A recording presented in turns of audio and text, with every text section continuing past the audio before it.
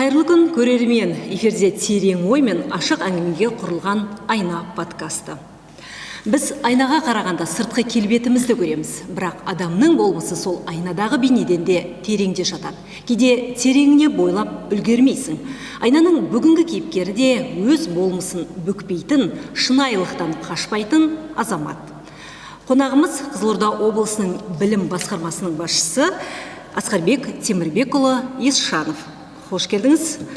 Жалпы айна адамды алдамайды. Сол сияқты біз де бүгін жасандылықтан ада болсақ деген ұсынысымыз бар. Енді алғашқы сұрағымызға көшсек. Жалпы біз білеміз, сіз қызметті сатылап өсіп келе жатқан жансыз, Жалағаш ауданының әкімі де болдыңыз. Енді бүгінде облыстың бүкіл саласын басқарып отырсыз. Сіз үшін қай қызметтің жауапкершілігі ауыр? Көпен ағамыздың әңгімесі бар. Бір түйеден сұраған екен, арқаңа жүк артып, биіктен төмен қарай жүрген қолайлы ма, әлде төменнен биікке көтерілген ыңғайлы ма? Сол кезде түйе айтты дейді, арқаңа жүк артып қойғасын, оның қай бағытқа шыққандағы да жауапкершілігі бірдей деп. Себебі түйенің жауапкершілігі ол артылған жүкті ауытып алмай, немесе құлатып алмай, діттеген мақсатына жеткізу. Дәл сол секілді қызметтің де жауапкершілігі сондай, ол аудан әкім болсын, басқарма басшысы болсын, жауапкершілігі артылған жерде бұл үлкен ыждағаттылық қажет етеді. Әрине, аудан әкім болған тұста сіз халықтың мұң-мұқтажын, халыққа қажетті мәселелерді халықпен бірге ақылдаса отырып, біте қайнасып отырып шешуге жұмыс жасайсың. Ал білім саласында бір сәтте болса қалып кетуге немесе тоқтап қалуға мүмкіндік жоқ. Себебі білім саласы, өздеріңіз білесіздер, баланың болашағымен, бала тәрбиесімен және осы балаға білім берудегі озық тәжірибелерді ендірумен айналысады. Сондықтан да әрине жауапкершілікті қашатын адамға бәрі оңай көрінеді. Ал жауапкершіліктің сезіне білген кез келген азаматқа немесе азаматшаға ол өте күрделі, ауыр және ыждағаттылық және екі есе сезімталдық қажет. Себебі қазір қолынан түк келмейтін немесе төсекте бір орнынан жатып қимылдамайтын адамға ғана жеңіл болуы мүмкін. Кез келген жұмыста, кез келген қызметте өзінің ауырлығы бар, жауапкершілігі бар және үлкен бір қоғамдағы артылатын жүк те салмақта бар. Сондықтан қай қызметте болмасын, маған жауапкершілік жүктейді. Рахмет. Енді білім басқармасына келген сәттен бастап қоғам тарапынан түрлі сындар көп айтылды. Оны білеміз, шет жағасын. Енді қазір бұрынға қарағанда сәл басылды ғой. Дегенмен де қалай ойлайсыз, сіздің басшы ретіндегі шешімдеріңізге көңілі толмағандықтан айтылды ма сол кезде, әлде саладағы бұрыннан қордаланған мәселелер турасында болды ма? Жалпы бізде қазақта керемет сөз бар.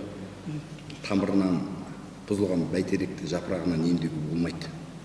Біз көп жағдайда қазір білімнің тамырына шертпей немесе құрт түсіріп алған кезеңдерде болды. Оны ашық айту керек. Сондықтан да жалпы көп нәрсеге ашық қарауымыз керек. Көңіл толмаушылық қай кезде де қай қоғамда да болған. Ол негізгі қадамына, жоспарына байланысты. Ал жалпы білім, оның ішінде білім саласына ол кез келген сәтте артылады. Міндетті жүкте ауыр. Себебі кешегі біздің бабаларымызда, мысалға Мағжанды алайық, Жүсіпбекті алайық, қолы байлауда, өз басы айдауда жүрсе де, біреу психологияны жазды, педагогиканы жазды, хрестоматия жазды. Кезінде біздің бабаларымыз көшпелі болып қалған деп бабаларға немесе өткендегілерге жауапкершілікті ысырып қойған жоқ. Сол секілді менің алдымдағы басқарған азаматтарға немесе маған дейінгі болған тұлғаларға мен жауапкершілікті ысырып қоюдан аулақпын. Әрине, ол білім саласында ұдайы ізденушілік және ұдайы жауапкершілік және жаңалықтар болып отырады. Сондықтан да осы көштің легінен қалмай, әр кезеңде біз осы қиыннан қиыстырып, жол тауып, өгізді өлтірмейтін, арбаны да сындырмайтын жолдармен жүруіміз керек. Себебі ол педагогқа да, ұстазға да, балаға да ол тиімді болу керек. Оның бір жағында әрине қазіргі қоғамда білім саласына артылған міндетте, қаржы жауапкершілікте, адами жауапкершілікте екі есеге көтерілді, өсті. Сондықтан да әрине осыған дейінгі бірқатар мәселелерді аймақ басшысының қолдауымен біз ретке келтіріп жатырмыз, және ол өзінің тиімді нәтижесін беруде. Сондықтан егер де сын айтылса, немесе осындай пікірлер айтылса, ол әрине қалыптасқан тәртіпте болған біз сындар мен пікірлер деп қабылдаймыз, және өз кезегінде салаға өзгерістер алып келуге, жаңа қадамдар жасауға ұмтыламыз. Өз сөзіңізде айтып қалдыңыз ғой, жалпы алып ағашқа түскен құрт секілді деп. Енді білім саласында дәл қазіргі уақытта ең осал, ең күрделі мәселе не болып тұр? Жалпы ол құртты емдеуге келеді ма? Қандай нақты өзгерістер қажет? Жалпы қазір ең білім саласында өзекті мәселе мен тәрбие жұмыстарын айтар едім. Себебі адамзатқа бірінші білім емес тәрбие берілу керек. Тәрбиесі берілген білім адамзаттың қас жау деген Аристотельдің керемет сөзі бар. Себебі қазір өзіңіз жақсы білесіздер, мына бесіктен белі шықпай жатты деген қазақта керемет сөз бар ғой. Мектеп қабырғасында жүріп қылмысқа баратын, жан түршігерлік оқиғаларға баратын, және осындай білім алудың орнына, өзін жетілдірудің орнына қылмыстық әрекеттерге көбіне бой алдыртып, жеке дара ғана көрсетіп қоймай, топ-топ болып төбелесіп те, топ-топ болса қарақшылық жасайтын да біздің балаларымыз жеткілікті. Себебі әрине біз бала тәрбиесінде сәл олқылықтарды жіберіп алғанымыз жасырын емес, кемшін тұстары да бар. Осы ретте қазір біз облыс әкімі, облыс прокуратура және полиция департаментінің үш жақты арнайы жол картасы әзірленіп, қадамдық жоспар жасалды. Сол бойынша барлық білім беру ұйымдарындағы біз осы тәрбие жұмыстарына аса мән бердік. Оның бер жағында біз қазір президентіміздің адал адам өзінің қағидасы бар. Бұл адал адам, бұл адал баладан басталады. Егер осы адал біз ұрпақ қалыптастыра алсақ, ол біздің негізгі мақсатымыздың, негізгі біздің міндетіміздің орындалғаны. Сол үшін біз 2023 жылдан бастап білім саласында біртұтас тәрбие бағдарламасын енгіздік. Ол бағдарламасы аясында ар, ұят, намыс, ұлттық біздің менталитетімізге сай келетін біз тетіктерді тәрбиенің тініне айналдырдық. Онан кейінгі тәрбие жұмыстардан кейінгі біздің кемшілік осы білім саласындағы басшылардың, білім беру ұйымдарының басшыларын қазынаға қосуы, яғни қаржылық қитұрқылықтарға баруы. Сондықтан да қазіргі ең бір ауыр өзекті мәселе бізде бала тәрбиесі, және осы педагог кадрлардың немесе осы білім беру ұйымдары басшыларының қаржы ұрлау деректері дерелетін. Әйтпесе біз білім бәйсекесінде қазір ұлттық бірыңғай тестілеуден алғашқы орындамыз. Олимпиададан, пәндік олимпиадалардан біз жоғары көрсеткіштерге болып келе жатырмыз. Сондықтан бұл жағынан бізде ешқандай күмәнданатындай немесе көңілге кірбің түсіретіндей нәтижелер жоқ. Сондықтан себебі біз қазір білім сатысында үлкен жетістіктерге жетіп жатырмыз. Біздің сәл енді олқы түсіп жатқан тұсымыз осы баланың тәрбиесі және білім саласында бөлінген қаржыны тиянақты жұмсауда болып тұр. Жаңа айтып қалып жатсыз ғой өзіңізде, мектептерде директор, бүгінде расында мектептерде директорлар, мектепшілердің қаржы жымқыру деректері көптеп анықталды. Енді бақылаудың әлсіздігі деп қабылдайық па? Кадрымыз әлсіз ба? Енді жалпы ақиқатын ашып айту керек. Бұндай қаржылық әрекеттерге бару немесе ұрлау фактілері тек қана білім саласында орын алып жатқан жоқ. Ол қоғамдық барлық салада бар. Өмірде де солай. Ақ көйлекте кірлейді, қара көйлекте кірлейді. Бірақ ақ көйлектің кірлегені көзге түседі және бір ыңғайсыз көрінеді. Сол сияқты мынау білім саласында осындай ұрлық жасаған ол қоғам бірден көзге түсіп тұр. Әрине ол жақсы жағдай емес, жақсы үдеріс емес. Бұл біріншіден біздің педагог басшылардың, қазақта айтады ғой, алтын көрсе періште жолдан таяды деп. Әрине мемлекеттен бөлінген қомақты қаржыны ұрлау ниетінің болуы және осы педагогтардың біз бірінші кезекте тазалықты сұраймыз. Себебі педагог өздеріңіз білесіздер, тек баланы ғана тәрбиелеп қоймайды. Бұл ұлттың болашағын тәрбиелейді және ұлттың болашағын қалыптастырады.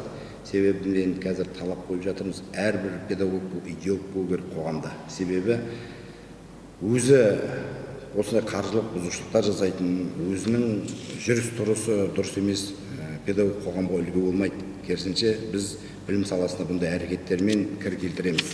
Қазақта керемет сөз бар, өзі жарымағанның сарқытын ішпе дейді. Кез келген педагогтың бойынан тазалық, адалдықтың лебесі тұру керек. Ал мына білім саласындағы орын алатын қаржылық құйтырқылықтар біріншіден осы біздің педагог басшылардың есеп бөлімінің қызметкерлерімен, яғни бухгалтерлермен бірлесіп, солардың айтуына еріп, бірге жасаған теріс әрекеттері. Екіншіден, көп жағдайда өзінің жауапкершілігін басшы ретіндегі сол бухгалтерлердің құзырына беріп қойып, бүкіл қол қою құжаттарын бәрін сол бухгалтерлерге беріп қойып, екінші осы немқұрайлы қарауынан. Үшіншіден бұл осы білім саласында басшылық қызмет жүрген кейбір лауазымды тұлғалардың заңды дұрыс білмеуінен деп қабылдауымыз керек. Сондықтан қазір 2 жылдың көлемінде барлық білім беру ұйымдарына қатаң талап орнатылды, бақылау бар. Сондықтан қандай да бір қаржыны ұрлауға немесе мақсатсыз пайдалануға біз жол бермейміз. Face ID жобасының тағдыры не болып жатыр? Енді бұл көпшілікті әлі де толғандырып жүр, әлі де қызықтырады деп ойлаймын. Жалпы нүкте қойылды ма? Әлде бұл жүйе басқаша дамып жатыр ма? Жалпы өздеріңіз жақсы білесіздер, 2023 жылдың тамыз айынан бастап балабақшаға келетін бүлдіршіндердің қатысуын растау мақсатында Face ID биометриялық жүйесі пилоттық негізде қолданысқа енгізілген болатын. Ол тиімді нәтижесін беріп, 2024 жылдан бастап барлық мектепке дейінгі білім беру ұйымдарында Face ID жобасы қолданып келеді. Осы жобаны жүзеге асырғаннан кейін ауадағы балалар, яғни тізімде жоқ балалар, бұрын-соңды балабақшаға бармай жүрген немесе тіркелмеген негіздегі көптеген балалар анықталды. Бұл дегеніңіз білім беру, мектепке дейінгі білім беру ұйымдарының құрылтайшылары, басшылық тарапынан негізсіз қаржыны ұрлап жатқандығын көрсетті. Және осы жылдар ішінде біз осы Face ID бағдарламасы арқылы 17 миллиард қаржыны біз үнемдедік. Және осы 17 миллиард қаржыны білім саласының басқа бағыттарына дамытуға жұмсадық. Face ID жобасы жалғасуда, ол ешқандай тоқтатылмайды. Сондықтан қазір барлық келісімдері, тиісті құжаттары заңға сәйкес рәсімделген, барлық мемлекеттік және жекеменшік мектепке дейінгі білім беру ұйымдарында орнатылған, жүзеге аса береді. Жалпы енді Face ID жаңа балабақша деп жатырмыз ғой. Биыл сіздер көп нәрсені, көп былықтың бетін аштыңыздар, білім басқармасы. Сауна болған, бұрынғы саунаның ғимаратын пайдаланған балабақшалар, жалпы сондай бір көп келеңсіздіктер болды. Осы туралы тарқатып айтып берсеңіз. Бізде оқу ағарту министрлігінің 2022 жылғы 27 тамыздағы 381 бюросы бар. Жалпы мектепке дейінгі білім беру ұйымдарында мемлекеттік тапсырыс орналастыру. Осы бұйрыққа қағидаға сәйкес 19 тармағында жылына 1 рет мектепке дейінгі білім беру ұйымдарында мониторинг жұмыстарын жүргізетіні көрсетілген. Биылғы жылы 18 наурыздан бастап осы барлық мектепке дейінгі білім беру ұйымдарына арнайы заңға сәйкес ескертпе беріліп, мониторинг жұмыстары жүргізілді. Енді айта кету керек, бұндай мониторинг жұмыстары өткен жылда жүргізіліп, бірнеше кемшіліктер анықталып, біздің жеке меншік балабақша құрылтайшыларына, яғни кәсіпкерлерге қатаң ескертілген кемшіліктер жою жөнінде. Себебі өзіңіз білесіз, 2022 жылы аймақ басшысының келгеннен кейін осы кәсіпкерлерге үлкен қолдауды көрсетіп, кәсіпкерлерді әріптес ретінде танып, жақсы жұмыс жасап жатқан кәсіпкерлерді тиісті мемлекеттік наградаларға ұсынып, кәсіпкерлерге әлеуметтік әріптес ретінде қарайтын жақсы білесіздер. Әрине бізде мына мектепке дейінгі білім беру ұйымдарында тазалық болуын осы кезге дейін әрине тапсырған болатынбыз. Өкінішке орай, өзіңіз айтып өткендей, кешегі мониторинг жұмыстары кейбір кәсіпкерлердің бала тәрбиесіне немқұрайлы қарайтынын көрсетті. Өзіңіз айтып отқан бұрын сауна болған ғимараттар, немесе көлік жуу ғимаратының екінші қабатынан балабақша ашу, немесе мая жанар-жағармай бекетінің жанынан ғимараттарды жалға алып балабақша ашу деген сияқты кемшіліктер болған. Сонымен қатар қолдануға жатпайтын дәрі-дәрмектерді ұстау, немесе бала тәрбиесіндегі оғаш қылықтары, баланы түстеу, күйдіру, ұғу, құлату секілді бірнеше фактілер осы қоғамдық резонанстар тудырды.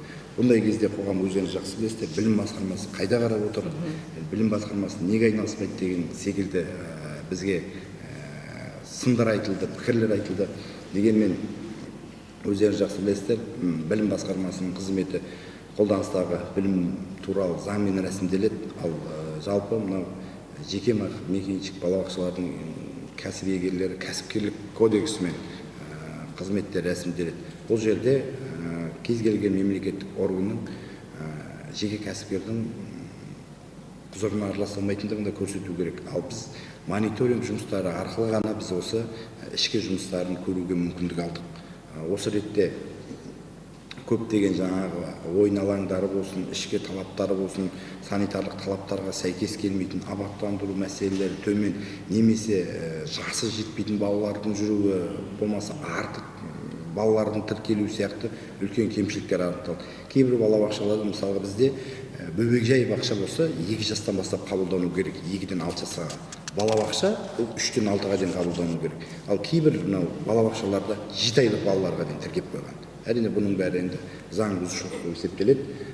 Ол кісілердің барлығына ережеге сәйкес 7 күн ішінде кемшіліктерді жойып, тиісті аудандық қалалық білім бөлімдеріне кемшіліктердің жойылған түрде жаңағы дәлелдейтін құжаттарын ұсына отырып, өз жаңағы кемшіліктерін қалпына келтіруге мүмкіндік берілген. Алайда көптеген балабақшалар бұл әрекеттерді орындаған жоқ, өздерінің кемшіліктерін жойған жоқ. Соған байланысты жалпы Қызылорда қаласынан 44, Шел ауданынан 25 және Жаңақорған ауданынан 24, барлығы осы 93 балабақшаға мемлекеттік білім беру тапсырыстары тоқтатылды. Әрине біз бірінші кезекте балаға жайлы әрі қауіпсіз орта қалыптастыруымыз керек. Егер балабақшада құлап жатса кереуеттен, немесе күйіп жатса, немесе тістеліп жатса, ол біріншіден балаға жасалған озбырлық болып танылады. Себебі кез келген ата-ана ол білім беру ұйымына баласын аманатқа береді. Ал қазақта өздеріңіз жақсы білесіздер, аманатқа ешқашан қиянат жүрмек емес.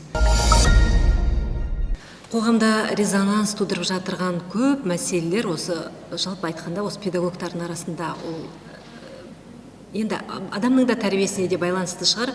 Мысалға, баланы ұрған тәрбиеші, өз баласын өлтірген педагогты да естіп, жан түршігерлік оқиғаларды естіп жатырмыз. Соңғы уақытта психологтардың да балалары ауыр қылмысқа барып, суицидке барғанын да естідік. Мұғалім де баласының тәртіпсіздігін естиміз. Мемлекеттік қызметкердің де ұл қызы үлгі емес бізге дәл қазір уақытта. Бұл қоғамда психологтың, ұстаздың, не болмаса мемқызметкердің беделінің әлсіздігі ме, тәрбие жағынан әлсіз болып жатыр ма, әлде біз балаларды шынайы түсіне алмай жатырмыз ба? Жалпы қате қай жерден кетіп жатыр? Әрине біз мемлекет қызметкері болсын, мұғалім болсын, біз ұлттың зиялы қауым өкілдеріне жатсамыз. Зиялы қауым өкілдерінің баласының да тәрбиелі болғанын, қоғамға зиялы болғанын біз қалаймыз. Ол енді жазылмаған заң. Сұрағыңызды түсініп отырмын. Мен енді өзіңіз білесіз, алдыңғы сұрағыңызға айтып кеткен, жалпы қазақтың керемет сөзі, өзі жарымағанның сарықтың ішпе. Біз әрине қоғамда ең бірінші осындай ардақ тұтатын зиялы қауым өкілдерінің балаларының қылмыстық немесе бейәдеп іс-әрекеттер жасауы бұл жаңағы ақкөйлектің кірлегені сияқты бірінші белгі немесе бірінші көрініп қалады. Біз көп жағдайда неден кемшілік жасадық? Әрине, өзіңіз жақсы білесіз, талай қоғамдық формациялар ауысады, қоғам даму бір орында тұрмайды. Бала тәрбиесіндегі де әдеттер солай. Бұрынғыдай баланы қысыммен немесе жұдырықпен ұстай отыра алмайсыз. Және жалпы баланың санасы нәзік. Оның бер жағында қазіргі балдардың сана сезімі расында да бізге кейбір сәттерде беймәлім құбылыс болып қалады. Неге дейтін себебіміз мемлекеттік қызметкер болсын, ұстаз болсын, ол өзінің бар уақытын мемлекеттік жұмыстарға арнайды. Сөйтеді де бала тәрбиесі оның екінші планға ауысып кетеді. Неге? Мемлекеттік қызметкер азаннан күн кешке дейін ол жұмыста, ұстаз да солай, кешке келеді, кейде баласын қайда жүр, қай ортада жүр, немесе әлеуметтік желіде қай топтарда отыр, не көріп отқанына бейхабар. Үйіне келеді, шаршап келеді, баласына бар ма? Бар. Жоқ болса бала қайда деп сұрайды да, әрі қарай шаршап ол демалып қалуы мүмкін, немесе өзінің күнделікті әрекеттерімен, іс-әрекеттерімен айналысып кетуі мүмкін. Көп жағдайда баланың ішкі психологиясын түсінетін тұлғалар табылмай қалады. Оны біз жалпы күнделікті көріп те жүрміз. Себебі қазір өздеріңіз білесіздер, бізде мектептерде психологиялық сауалнамалар жүргізіледі. Сол кезде көптеген балалардың жан айқайын көруге болады. Мен жалғызбын, менің ата-анам жақсы көрмейді, мен ата-анаммен бірге болуды қалаймын, немесе мені осы класстастарым кемсітеді, мені мынадай жазғырады деген сияқты балалардың ішкі айқайы, жан дүниесі бар. Неге? Себебі көп жағдайда біз әрине бала тәрбиесіндегі ата-ананың рөлі ауысып кетті. Олар қазір осы баласын қатардан қалдырмай киіндірсем, тамағын түгендесем, қажеттіліктерін алып берсем, болды, осымен шектелдім деп ойлап қалды. Әрине оның бәрі биологиялық ырғақ. Сен баланы дүниеге алып келдің, ал бұның жерде біз идеологиялық түсім бар. Балаға күнделікті астың үстінде айтып отыратын ардан аттамау, ұят болады, үлкенді құрметтеу, кішіге ізет деген секілді. Күнделікті біздің әдептерден біз кетіп те қалдық. Ал ата-ананың ықпалынан кеткен бала, өзіңіз білесіз, қазір әлеуметтік желіде түрлі сойқандарды көреді. Көшеде түрлі басқа да психологиялық факторлардың ортасына түседі. Және жағымсыз әрекетте жүрген үлкен топтың балаларына да ілесуі мүмкін. Сөйтеді да, бұл ата-ананың немесе отбасының ықпалынан шығады. Бала не қылды? Бала көшенің немесе әлеуметтік желінің ықпалына кетіп қалды. Оның бер жағында біздің өмірімізде өздеріңіз жақсы білесіздер, районы, сол пацана деген сияқты қылмысқа итермелейтін телесериалдар өте көп болды. Ал кино нағыз идеологиялық құрал. Ол баланы осындай бір әлемнің серкесі болуға, еркіндікке, негіз біз бала күннен бір бойымыздағы бұлақ үшін еркіндікке сүйрейді ғой, тезірек мектеп бітірсем екен, әке-шешемнің айтқанын не қылмасам екен, әрі қарай өз ақшамды өзім тапсам екен деген сияқты баланың бойындағы еркіндік қиял оны басқа әлемге алып қарай сүйрей жөнеледі. Сондықтан біз сол сәттерде ол мейлі ол отбасында сіз қоғамда мемлекеттік қызметкер болыңыз, ұстаз болыңыз, бірақ сіз анау бала тәрбиесін жіберіп алдыңыз. Бұрын енді бірін қылмыста болды, жаңа әлде ақпарат ағыны өте көптігінен ба, әлеуметтік желінің көптігі болып тұр ма? Әйтпесе бұрындарда сол киноны көріп өскен кісі, сіздер де қазір мысалы қандай зиялы қауым өкілі болып отырсыздар, мысалға сіздің де әкеңіз жұмыс басты болды, сізге өзіңізбен өзі қоғам тәрбиеледі ғой? Әрине, ол менің кезімде әлеуметтік желі жоқ еді. Иә, сол ғой, желі жоқ. Мен керек десеңіз, телеарнаны электр жарығы қосылған кезде көріп өскен баламын. Біздің қолымызда не болды? Біздің кезімізде біз кітап оқитынбыз. Біз спорттық секцияларға баратынбыз. Біз өнер үйірмелеріне баратынбыз. мен сізге айтайын, өнер үйірмесіне барған баладан, спорттық секцияға барған баладан, немесе күнделікті кітап оқитын баладан жаман қасиет шықпайды. Өкінішке орай біз қазір кітап оқудан кеттік. Кітап оқудан кеттік. Оған бірнеше фактор бар. Кітап оқудан кетуімізге тек қана баланы ғана аңсап қоюымызға болмайды. Бірнеше фактор бар кітап оқудан кетіп қалғанымызға. Қазір әлеуметтік желіде түрлі қазіргі заманның батыры қылып шығаратын хикаяттарды көресіз. Бірінші. Екінші, мен кезімдегі жұрттың пейілі мен қазіргі қоғамдағы ниетті салыстыруға мүлдем келмейді. Негізі сол, адам пейілі өзгерген. Ол кездегі жағдай мен қазіргі жағдайлар аспан мен жердей. Себебі біз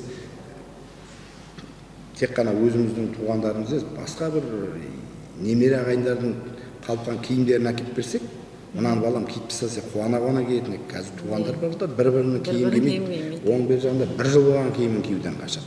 Сондықтан да қазір қоғамның бет алысы мүлдем бөлек, сондықтан да бала да соған лайықтанып келе жатыр. Сондықтан да қазіргі заманда қазақта айтады ғой, қай қоғамға да жүре береді. Мына қамысты бос ұстасаң қолың деседі ғой. Сол сияқты баланы бір бос жіберіп алдыңыз қолыңыздан. Ол жаңағы әлеуметтік желі болар, үлкен жігіттердің тәрбиесі болар, басқа тәрбиеге ауысып кетсе, ол өз отанына оны қайтару оңайға соқпайды. Және ондай балалар әрине құқықбұзушылыққа, қылмысқа, басқа да ұрынуға бірінші кезекте себепкер болады. Жоқ, жаңа айтып жатырсыз ғой, енді баланы қаттырақ ұстаған дұрыс деп. Енді дәл қазір уақытта мектептерде баланы ұрмақ түгілі қатты сөйлей де алмайды ұстаз. Бұрын талай көрдік қой, жалпы ер мұғалімдер жігіттерді тәртіпке шақырып алатын. Дәл қазір ондайға бармайды. Ол қатаңдық керек сияқты. Сосын жалпы бұрыннан бері айтылып жатқан мәселе ғой, ер мұғалімдер өте аз деп. Олардың да ықпалы күшті болады еді. Егер көбірек тартса. Біз керемет сөз есіме түсіп отыр да, кезінде айтатын, балаңды аясаң аяма дейді. Жалпы біз көп жағдайда баланы аяп, баланы алдына түсіп кеттік. Аяймыз, баланы алдына түсіп кеттік. Көп жағдайда жұмысты өзіміз істей саламыз, баратын жерлерге өзіміз алып келеміз. Біз керек десеңіз дүкенге, нанға, ұнға, қантқа осындай жұмсауды тоқтаттық. Үй шаруасына, үйден тыс шаруаларға балаларды жұмсауды мүлдем доғарып тастадық. Оның бер жағына баланы алдына жетелеп алдық та, не керек, айфон алып берейін ба, басқа да смартфондар алып берейін ба, не жетіспейтін қамтамасыз ету жағына, мен айтқан жаңағы биологиялық қырғақпен өмір сүріп жатырмыз. Оның бер жағында өздеріңіз жақсы білесіздер, менің де сіздің де кезіңізде мектепке ата-ананы шақыру деген үлкен бізге қасірет тұр. Шақырмашы ұстаз ағам жылайтынбыз. Ал қазір керісінше ата-ана күнделікті баласының мұғалімін ұрған жоқ па, қатты сөз айтқан жоқ па, айтса маған айт, оны мен апаратын жеріне апарамын, жасайтын дүнием жасап. Оны бұл шамалы тәртіп жасаған баласының алдынан түсіп кеп, сол жерде мектептің шаңын қағып кетіп жатқан ата-аналар ғой. Оның бер жағында одан кейін ол мұғалім немесе директордың орынбасары, одан кейін ол тәртіп жауапкершілік, басқа да әкімшілік жауапкершіліктерге тартылып жатқасын, кейде осы тыныш болсын дейтін үндемей қалатын сәттер болады, оны жасырмаймыз. Себебі қазіргі ата-аналар, бұрынғы ата-аналар сүйегі менікі, еті сенікі деп беретін. Ал қазіргі ата-ана осының бір тал шаш түссін, сен жауап бересің деп отырды. Сондықтан да бұл жерде жалпы мектеп пен ата-ананың арасындағы үлкен алшақтықтарды біз көреміз. Сондықтан біз көп жағдайда өзіміз баланың алдына түсіп кеттік. Егер баланың алдына түсіп кеткеннен кейінгі нәтижелердің көрінісі мынау болса, ал бұдан кейінгі факторлардың біз қалай болатынын айта алмаймыз. Қанша жерден тыйым салып жасай бергенмен, бірақ отбасының бала тәрбиесіндегі ролы алғашқы орында тұрады. Ол солай болып та қалады. Қай болған болмасын, бала тәрбиесіндегі негізгі шешуші фактор ол отбасында қалыптасады. Мұғалім мәртебесі де заң қабылданды. Бірақ бүгінде мұғалімдер әлі де артық міндеттемеден шаршаған секілді. Сіздің ойыңызша мұғалімге лайықты бедел мен еркіндік қай кезде орнайды? Әрине, педагог мәртебесі туралы арнайы заң қабылданды. Осы заңға байланысты педагогтардың да жалақысы 2 есе ұлғайтылды, жұмыс жүктемелері азайтылды. Керек десеңіз, сағаттың да жүктемелері азайтылды. Бұрынғыдай сенбіліктерге немесе басқа да қоғамдық жұмыстарға тартылып жатқан жоқ. Мұғалімдер қазіргі өздерінің тиесілі ғана жұмыстарын атқарады. Әрине, ол тиісті 90-дық жылдық есептер беру, ол енді әр мұғалімнің де тиісті сала қызметкерлерінің міндеті. Себебі әр өзінің жасаған ісіне жауапкершілікпен есеп беріп отырса, ол кезде бір салада жүгенсіздік болар. Бұл жерде мен айтпағым, қазіргі мұғалімдерге үлкен мәртебе, еркіндік берілген. Ешқандай да мектептерде қосымша жұмыс жүктемейді. Қосымша қоғамдық жұмыстарға да шақырмайды. Немесе қазір өзіңіз білесіз, 2-3 жылдың көлемі болды. Біз мұғалімдерге бұрынғыдай жаңағы кітап алу, немесе билет алу, газетке күштеп жаздыру сияқты фактілерді тоқтаттық. Қазір аймақ басшысының негізгі тапсырмасы да, негізгі бағыты да мына білім беру ұйымдарында ешқандай жаңағы билет сату, кітап сату, басқа да фактілер жұмыстар болмау керек. Сол секілді кез келген білім беру ұйымының басшысына біз қатаң ескерткенбіз. Ол мектеп болсын, балабақша болсын, оқушылар үйлері болсын, қандай да бір заңға сыйыспас әрекеттер, кітап сату, билет сату, басқа қылу деген сияқты әрекеттер болмайды. Мұғалім таза өзінің дәріскерлік жұмысымен айналысады. Сондықтан да мұғалімдерге толық еркіндік бар деп айтуға болады. Педагог мәртебесі туралы заң өзінің нәтижесін берді десек артық емес. Дұрыс шығар, енді ұстаздар сенбілікке шықпағанда дұрыс секілді, енді өздері біледі ғой. Бірақ біздің кезімізде білесіз бе, біз оқушы болып сенбілікке шығатынбыз. Біздің әке-шешелеріміз кезінде жаңағы жұмыс жасайтын, күріштікке барамыз дейтін. Қалай ойлайсыз, жалпы балаларды еңбектен алшақтатып алған жоқпыз ба? Қазір күрек ұстай алмайтын, сыпырғыш ұстай алмайтын ұл қыз өсіп келе жатыр. Әрине, сөзіңізді қоссам, біз балаларды жалпы еңбек тәрбиесінен қашықтатып алдық. Ол үйде болсын, ол мектепте болсын. Жалпы үйінде жұмсамаған бала ол мектепте де жұмсамайды. Жаңа сөзіңізге қоссам, біз бұрын өзіміз оқитын сыныптарды кезекшілікпен өзіміз жуатынбыз. Ер балалар суын тасып келіп, орындықтарын көтеріп, қыз балалар сыпырып, жуып, сол сынып өзінің класының тазалығына өздері жауапты болатын. Қазір балалар жалпы сыныптарын жұмақты бұл жерде тартқан бір талшық жаңағы шапаны көтермейді. Бұл біріншіден. Екіншіден, еңбек тәрбиесі ол негізгі мынау біздің санамыздың қалыптасуына, шыңдалуымызға негізгі себепкер. Мысалға, бізде бастауыш сыныптан бастап үлкен еңбек тәрбиесіне ертерек араластық. Ауылда өстік, ауылда оқыдық. Күріштеп апостар аудардық, картоп теруге бардық, жүйері жинауға бардық, күріштің масағын теруге бардық. Біз күз айларында осындай үлкен еңбекпен. Онан кейін мына бізде еңбек сабақтарында бізде шегені қалай қағып, пластмаспен қалай жұмыс істеу керек, осындай қыр-сырын үйретті. Қазіргі мына елдердің технология кабинеттерін біз жабдықтап беріп жатырмыз мектептерде. Балаларды осы іскерлікке бейімдеу мақсатында. Бірақ бір нәрсені айтайық, қазіргі балалардың әлсіз болып жүруі де, немесе шамалы жолжаңда болып жүруі де, біз ол үйде де, түзде де, мектепте де біз баланы еңбек тәрбиесінен қашықтатып бердік. Соңғы уақытта мектеп директорлары болсын, ұстаздар болсын, әлеуметтік желіде белсенді. Блогер болып жатыр. Бұл білім саласына оң әсер ете ме? Тигізеді ме әсерін? Әлде білім жүйесін салмағын жеңілдетіп жіберді деп ойласақ болады ма? Әрине. Қолы бос болғаннан кейін блог түсіретін шығар мүмкін. Жалпы мен өз басым әлеуметтік желіде подкасттар түсіріп, немесе белсенді болып, басқа да бір әрекеттерге барып жүрген білім саласының өкілдерінің қарсымын. Себебі ұстаз ол ұстаздық қызметпен айналысатын тұлға, ерекше тұлға. Оның бойында адамгершілік, инабаттылық, мысалға мақсаты биік, жоспар айқын, тәрбиесі, сөйлеу мәнері анық көрінетін ықпалды тұлға болу керек. Егер де әлеуметтік желіде секеңдеп билеп немесе болмайтын, өтпейтін әзілдерді айтып жүрсеңіз, ол ұстазға тән қасиеттер емес. Себебі біз қазақ қашанда көрсетіп тәрбиелеген халықпыз. Біз ешқашан сөзбен тәрбиелеген жоқпыз. Біз бала ұяда не көрсе ұшқанда, балапан ұяда не көрсе ұшқанда соны илеттедік. Әке көрген оқ жонар, шеше көрген том пісер, сол сияқты кез келген ортада біз көрсетіп қана тәрбиелейміз. Ал қазір біздің ұстаздарымыз әлеуметтік желілерде секеңдеп жүрсе, ондай ұстаздар балаға қандай тәрбие береді? Өйткені біздің бала деген қазіргі талшықтай майысып тұр, және ол сіңіргіш, көп нәрсеге еліктегіш.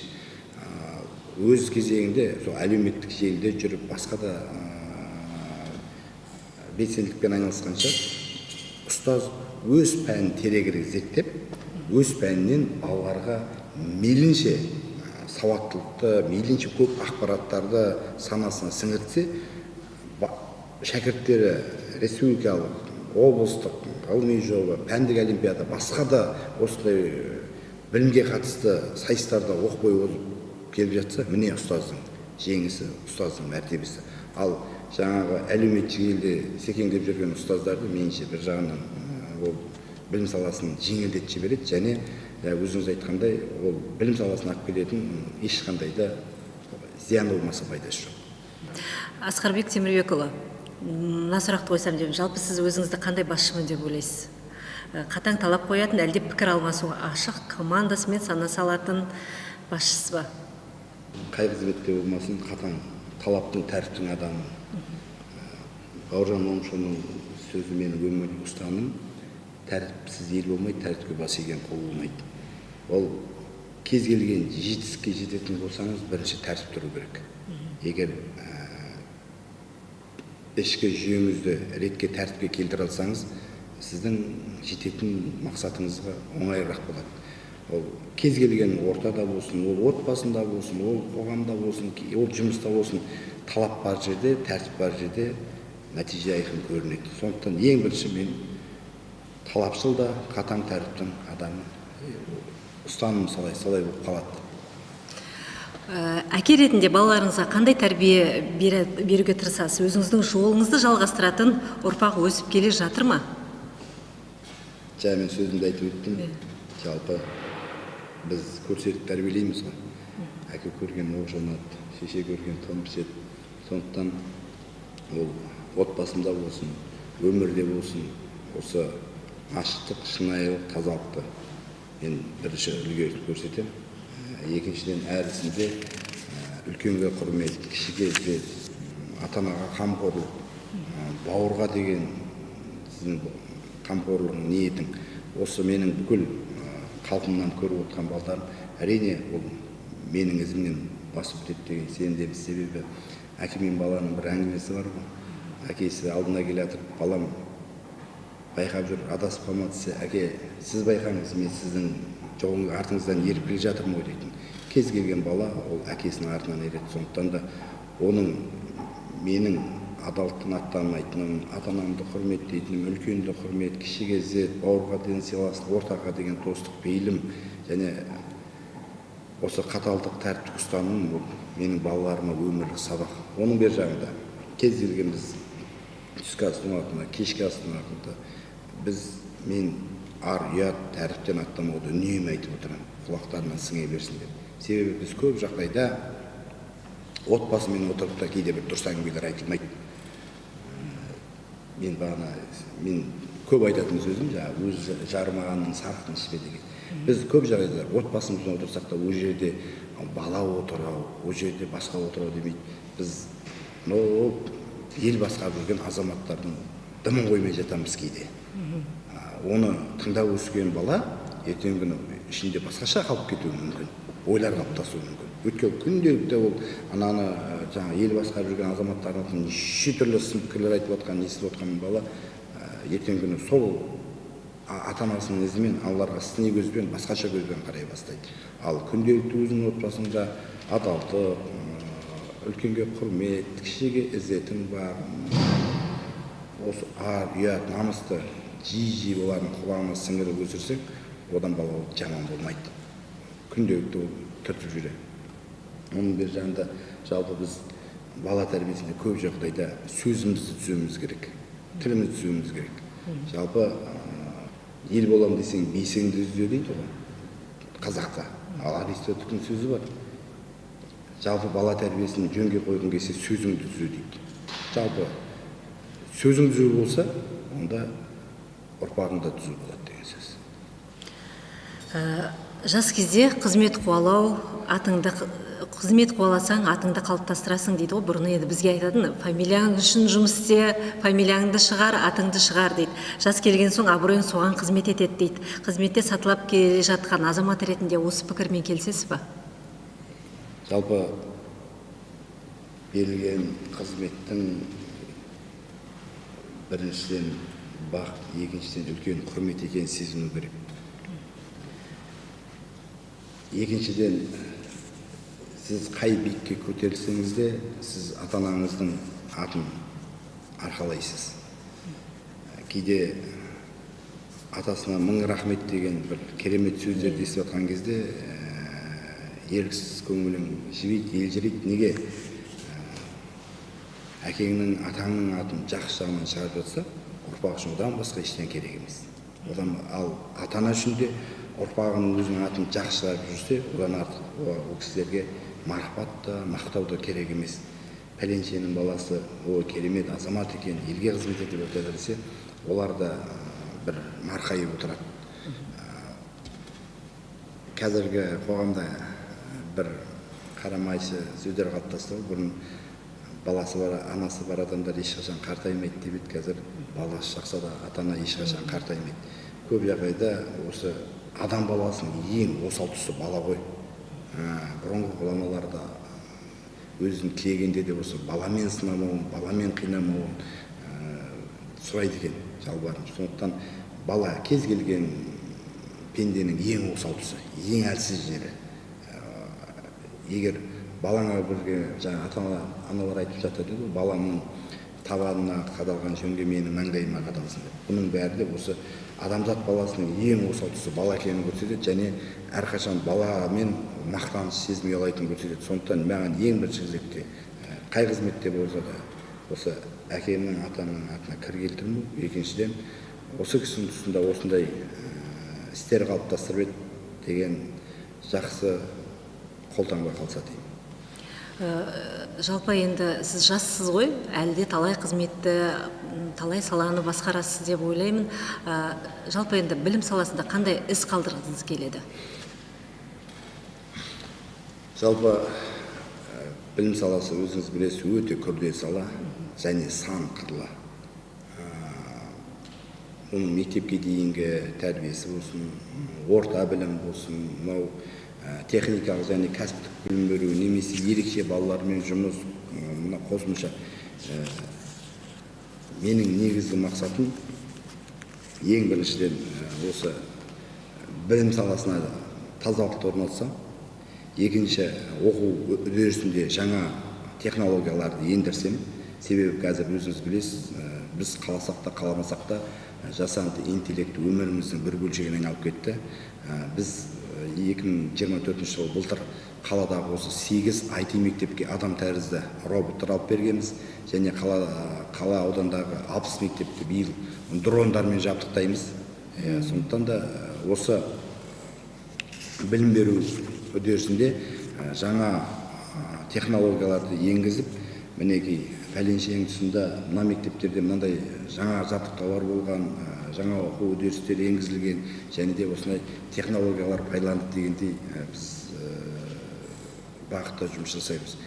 Себебі өзіңіз жақсы білесіз, жалпыға міндетті білімнің өзінің стандарты бар.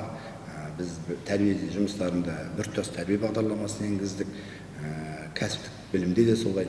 Ал ең қазіргі бізге қажетті дүние осы қолда бар ресурстарды пайдалана отырып біздің Қызылорда облысындағы білім беру ұйымдарының заманауи технологиялық оқу үдерісіне енгізу. Бұл бағытта енді жыл сайын біз қазір заманауи пәндік кабинеттермен толық жабдықтауға көштік. Жыл сайын 60 мектептен 40 5 мектеп, 60 мектептің аралығында химия, биология, физика, STEM кабинеттерімен жабдықтап жатырмыз. Себебі біз анау шалғайдағы ауылдарға дейін осылай пәндік кабинет апардық. Себебі кейбір кезеңдер болды, мектеп бітірген балаларымыз химия колбаның не екенін білмей, приборлардың не екенін білмей, физикалық жаңағы приборлардың не екенін көрмей-ақ мектеп бітіріп кеткен кезеңдер болды.